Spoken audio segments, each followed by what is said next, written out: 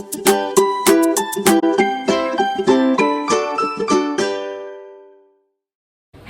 po kayo dyan. Welcome to TessTube. Nako, alam nyo po, pasensya na po sapagkat minove namin ang Carmi Martin vlog for next week part 2 sa February 11 na po.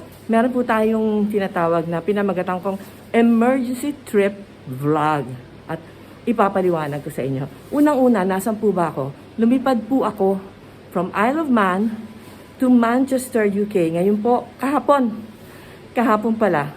Kaya nandito po ako sa DoubleTree Hotel sa Hilton. Pasok po tayo. Isang mabilis po, isang napakasaklap na bagay ang nangyari sa mama ko, Laura Hermosa, batikang radio TV actress. The truth will set me free. Napakasakit sa dibdib, pero nag-test positive po for COVID ang nanay ko noong Thursday morning sa ospital. At ngayon, nandun pa rin siya, pang 5-6 days na po siya doon. Kaya po nag-decide akong lumipad ng biglaan. Sa Webes po, Feb 4, birthday ni Roger, pero naintindihan niya po na talagang kailangan ako ng nanay ko doon. Kahit hindi kami pwedeng lumapit sa kanya. Yun po masakit sa COVID, di ba? Hindi pwedeng bisitahin. Wala siyang kasama sa kanyang room, pero inaalagaan siya ng mga magagaling na doktor at nurses. So, nakaka-stress po sa buong pamilya ngayon. Pagpapatuloy ko pa po ang pag-uusap natin doon naman sa aking magandang room. Tara po! Yata na press pa na. Hindi na pa ako nalagay. Baka mag-reset. Okay. Dito na lang po tayo. Ganda, di po ba? Ganda. Maraming lugar dito ganito, pero walang tao. Yan lang po. I love MCR means Manchester. Ang ganda po ng hotel. Tsaka malinis talaga. Ewan ko lang, ako lang kami dito. Ito na po ako. Room. Ito na po tayo sa loob ng room. Andito po ang banyo. Hindi na po tayo papasok dyan. Ito yung painting na maganda rin. Ito naman ang, yan, lagi silang meron, di ba? And for coffee. And there is, yan. Yan, medyo may kaguluhan. Mamaya po, I promise, magbabag raid po tayo. Maleta raid ng konti, okay? Ayan. Ang ganda, di ba? Ito na po ang ating maleta raid. Ayan, ang aking libro. Ayan po yung mga passbook. At ito naman po yung libro. Hindi, diary lang po yan. Pasalubong. Huwag na po nating kalkalin yung iba dyan. Kasi underwear na yun eh. Tapos mga konting clothes. Ang hirap mag-ano ng clothes, diba? Yesterday, I left Isle of Man 2:20 Logan Air landing ng mga 3:20. Tapos going through, nag-wheelchair assist po ako dahil nga meron tayong hip surgery, hip replacement actually. Pagkatapos noon, dinala po ako sa taxi stand. Dinala naman ako dito sa DoubleTree. Maganda po ang Hilton Hotel. Very, very comfortable. Nakita niyo yung bed. Ano po? Mamaya po, aalis na ako dito in an hour. It's quite hectic. Pinipilit ko lang pong mag-vlog pa rin. Pero kasi na-occupy din ako ng Zoom. Dahil nag-Zoom na naman po kami sa mga doctor sa present condition ng mother ko. Dito muna po tayo sa feelings level ko. On a feelings level, syempre, wow, what can I say? Devastated, depressed, very, very fearful that the end is near, sabi nga nung kanta.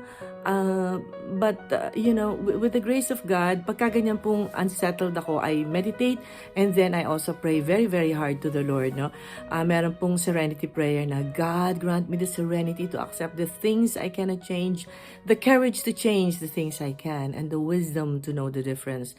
Pagkatapos po, hindi ko lang siya fully memorize, pero yung pong itinuro ko sa inyo na St. Patrick's breastplate, God in front me, God at my back, on my left and on my right. Napaka-powerful prayer din po. At talagang pagka isinurrender mo pala lahat kay Lord, no? Yung Lord, bahala ka na, tinuro din yun sa Senecal House, no? Sa'yo na tong problema na to kay mama kasi hindi ko po talaga kakayanin. Baka mauna pa akong mamatay kesa sa nanay ko, sa nervyos ko and all. Because I'm also 70 na. Medyo na-stress na nga ako, parang nagde-develop ako ng cough. Pero thank God, nag-test negative po ako, ha? Sa swab test ko noon lang pong Saturday, lumabas ang result. Sunday, so wala po. At hindi po ako nakatira sa UK, baka pandirihan niyo ako, hindi po. Ako po ay nakatira sa Isle of Man in the British Isles, which is the crown dependent of the British Empire.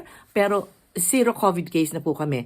Katatapos lang po namin ng 25-day circuit breaker lockdown. Yun ang tinawag ng gobyerno. No? Talagang sarado lahat. Tapos lahat naka-mask, naka-social distance. Aba, nung binitawan naman today, no mask, no social distance. Back to normal because it was so effective. So we only had a total, itong sa naging lockdown, parang 40 to 50 cases and then down, out na kaagad. Ganun po talaga. Eto po, ang picture ni Mama. Close up ko po ba? Ayan, close up na yan.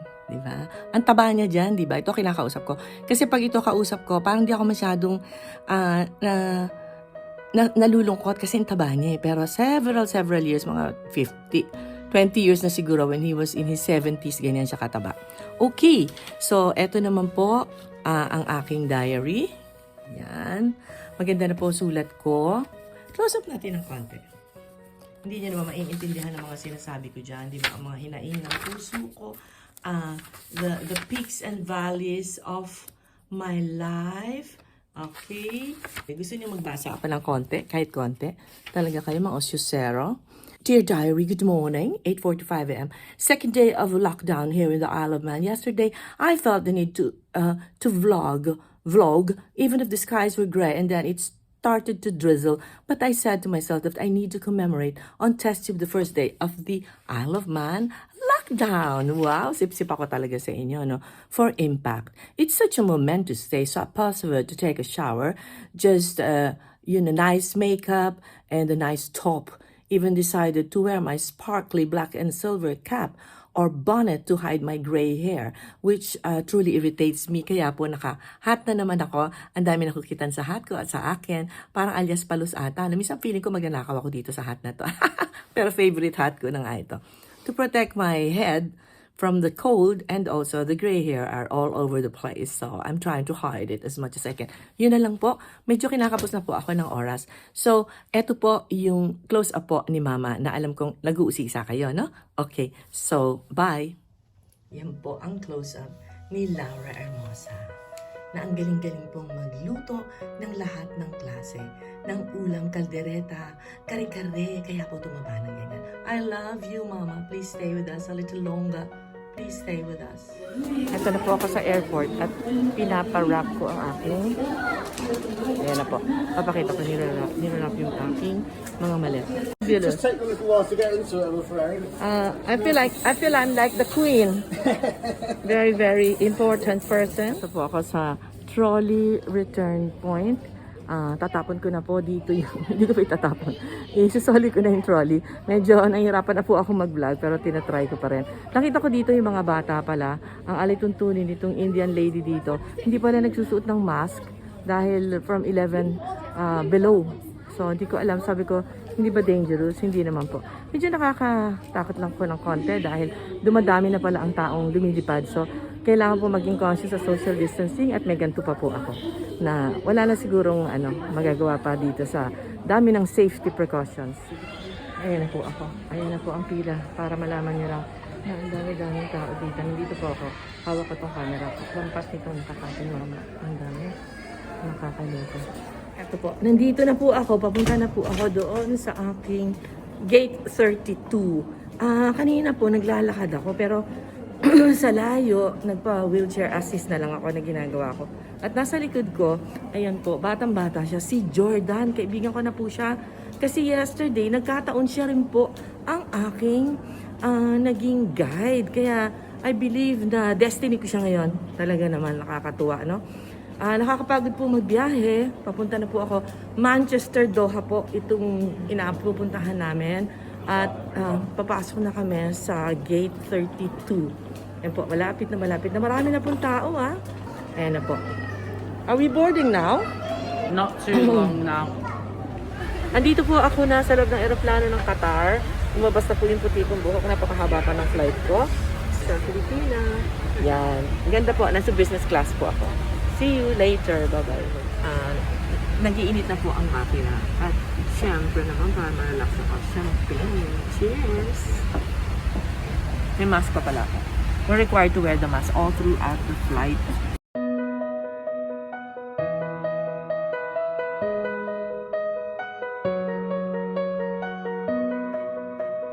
Dito po tayo sa Qatar Airport at na ito po itsura na. Ang ganda-ganda. Ang laki. Alam mo, isang malaking subdivision. Papunta po tayo. What's my gate number again? C29? Medyo dumadami na po ang mga nagbabiyahe. Kaya kailangan mag-ingat na rin tayo. Windang na po ako. Windang na windang. Matapos ang isa't kalahating araw po yung pagbabiyahe ko. Nandito na po ako sa aking hotel sa Makati. Papakita ko po yung lugar. Maganda po. Parang yan. Di po ba? Hello? Hello kayo dyan. Yes. Sabagay sabihin ko na nga, Celeste Hotel dito po sa Makati. Baka sakali bigyan ako ng discount at na-plug ko sila. At ang kanila pong protocol, syempre hindi sila pwedeng pumasok dito. Ano po? Aba, masarap din ang kanilang food. Papakita ko rin. Ito na po ang ating pagkain. Tapos meron din rice, may juice. Hello kayo dyan! Welcome to TessTube uli. Tama po, nasa Pilipinas na ako, di kayo nagkakamali ng tingin. First of all, i-greet ko lang po ang aking beloved husband, Roger, na nag-birthday kahapon, Feb 4 sa Isle of Man. Sorry, wala po ako doon, di po niya ako kasama. Sana matanggap niya yung cake na pinadala ko sa aking friend na si Angie. Happy birthday again, Roger. Now, I'm on my second full day here at Hotel Celeste. Dumating po ako ng Wednesday afternoon, Thursday, Friday na po ngayon, Feb 5, and it has been a very difficult journey. Ito pong emergency trip na ito. It took me 1.5 days to travel from Isle of Man to Manchester, Doha, Philippines. Pagdating ko po ng Pilipinas, 4 p.m. dumating ako. Sa awa ng Diyos, mga 6 p.m. na po ako nakalabas. Dahil napakarami pong forms at saka haba ng pila. Siguro nasa harap ko mga over 20 OFWs. Hindi po ako nabigyan ng priority dahil wala naman pong priority lane. So, tiis-tiis lang po tayo. Wow, I've learned so much from this trip. Talaga pong nung umaalis ako, akala ko my mother's going down the drain. Baka hindi ko naabutan. Now, she's giving it a fight. And by God's grace, malalampasan po niya ito. This morning, first time ko pong mag-video call. Nakaka-emotional dahil nakatagilid siya, ganyan. Parang malaki pa rin naman siya. Pero ang feeling ko medyo mahina pa siya, fragile. Tapos parang naka-astronaut's outfit ang mga nurses, so I feel it's really very safe. May konti na po siyang bed sore, kaya yun naman ang inaagapan, kaya nakatagilid nga po siya. And so I did not keep long. Hanggang dito na lang po siguro ang aking vlog ngayon dito sa emergency trip na ito. Each day as it comes will present a different challenge. Akala po namin makakalis na kami ng day 14. Kanina nagpa-COVID test, second COVID test. Positive pa rin po. Kaya ibig sabihin, medyo she still has to stay in the hospital. Keep us in your prayers. Hindi lang po si mama na malampasan niya ito. And ganun din po, strength of spirit. Para po sa aming magkakapatid, lalo po nagpapasalamat ako sa aking magiting na kapatid na si Manny, na siyang nag-frontline, nag-aasikaso ng lahat, lalo po nung nandun ako sa Isle of Man. Maraming salamat po. Dito po nagtatapos ang ating emergency trip vlog. Next week, Carmi Martin na po tayo, part 2. Abangan niyo po. Maraming salamat. Stay safe, everyone.